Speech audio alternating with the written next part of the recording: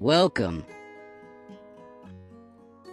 The title of this story is The Whispering Woods.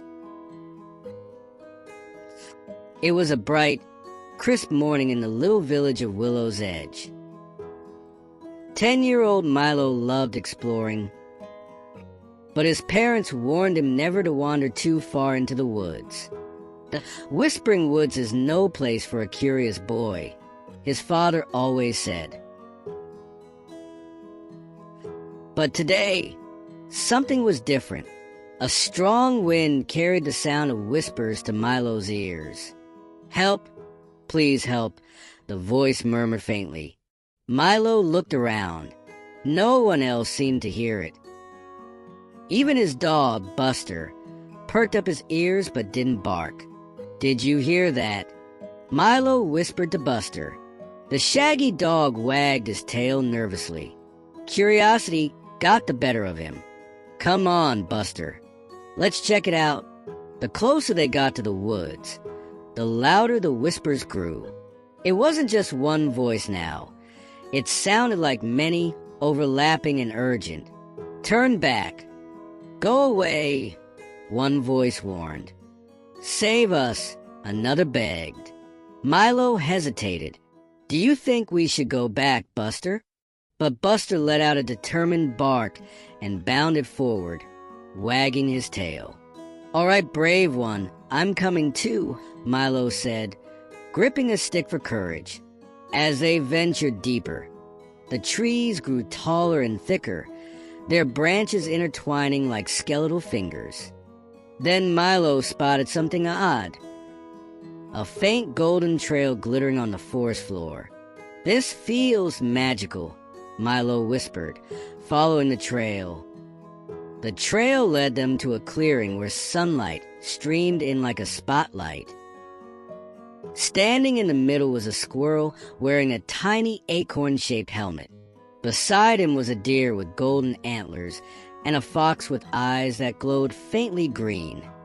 For more interesting stories, kindly like, share, and subscribe to this channel. Thank you. "You've come," said the squirrel, his voice surprisingly deep. Milo gasped. "Did you just talk?" "Of course we did," the fox replied, tilting her head. "We've been whispering for days, waiting for someone who can help." "Help with what?" Milo asked. "The balance of the forest is broken," the deer said gravely.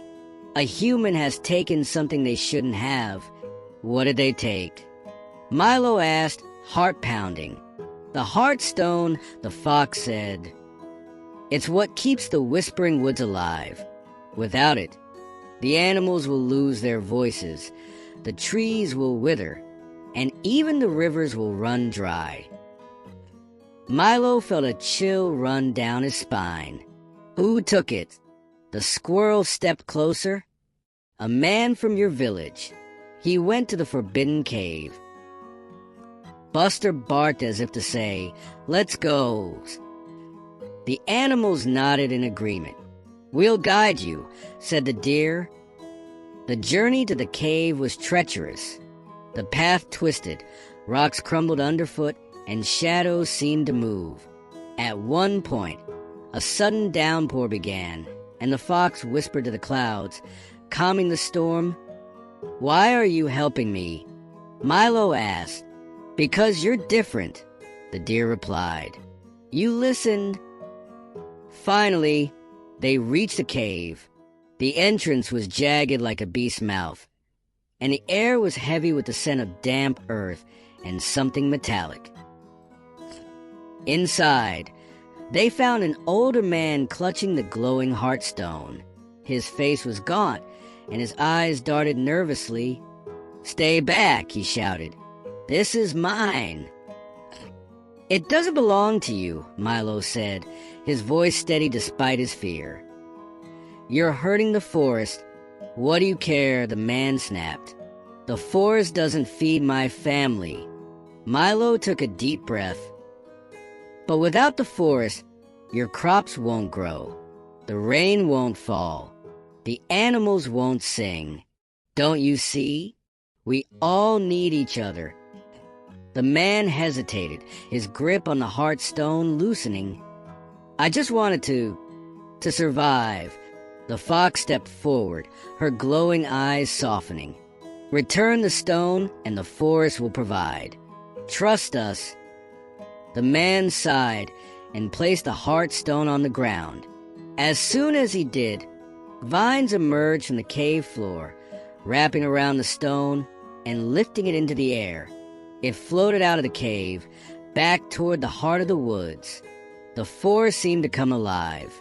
Flowers bloomed instantly, streams bubbled, and the animals began to sing in harmony. You did it, the squirrel said, saluting Milo. You saved us. Milo smiled. I think we all did. The man looked at Milo, tears in his eyes. Thank you, boy. I didn't understand before. I'll tell the village what I've learned. As Milo and Buster walked home, the forest whispered one last time. Thank you, Milo. Remember, humans and nature are connected. When Milo reached his house, his parents were waiting worried. Where have you been? His mother scolded. Milo looked back toward the woods, then at Buster. Just learning something important. And from that day on, Milo made sure everyone in Willow's Edge knew the secret of the Whispering Woods. If you care for nature, it will care for you. Thank you for watching.